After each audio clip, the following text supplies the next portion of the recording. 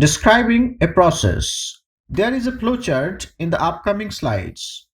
With the help of the flowchart, we are about to write the preparation of mango pickle. That is, how mango pickle is prepared. Preparation of mango pickle. Mango pickle is a tasty food. It waters our tongue. At first, green mangoes are collected from market. Then they are sorted to remove the rotten ones. The mangoes are then cleaned. Next, they are cut into pieces.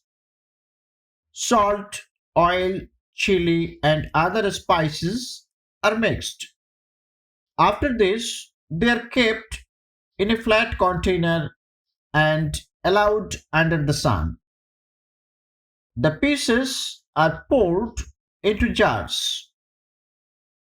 Now, the pickle is ready to taste.